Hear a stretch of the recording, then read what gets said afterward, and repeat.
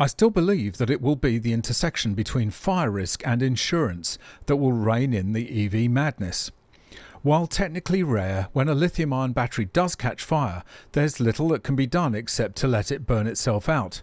Fine if the car is on the street, but if it's in an underground car park with another 100 EVs parked alongside, what happens then? Examples like the Mercedes EQE fire in Seoul, South Korea, have caused millions in damages, and those losses are being litigated as we speak to work out where they will eventually fall. But there are only so many losses that the insurance companies will bear before premiums will soar around anything to do with EVs.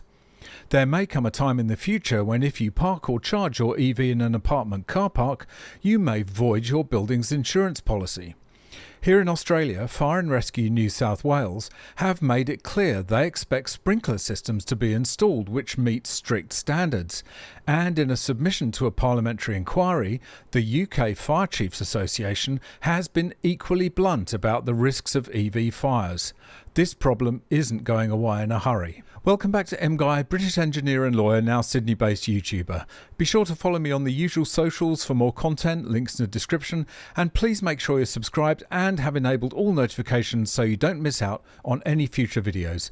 And if you'd like to make a small contribution to this channel, why not buy me a coffee? Click the link in the description or scan the QR code on screen. Fire and Rescue New South Wales put out a position statement mid-last year, which was very clear about what it thought was necessary to deal with the risk of EV fires. This position statement is based on FRNSW review of literature found to date on the risks of EVs and EV charging.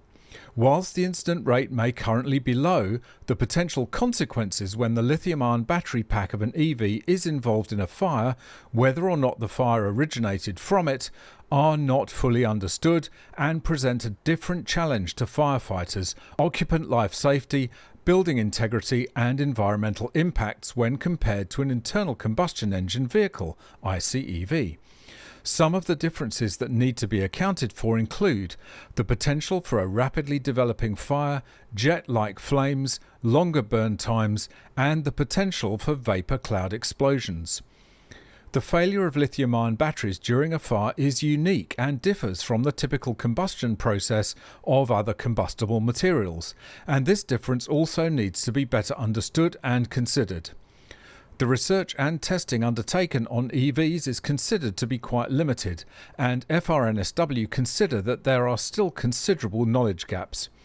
It is evident from incidents that involve lithium-ion batteries that the managing of these incidents can be protracted, and there is also the potential for secondary ignition of battery cells even after initial extinguishment actions. The New South Wales position follows the Australasian Fire and Emergency Service Authorities Council, which categorises EVs and EV charging as special hazards in the National Construction Code, which imposes additional obligations where the nature of the material stored might cause additional problems for firefighters.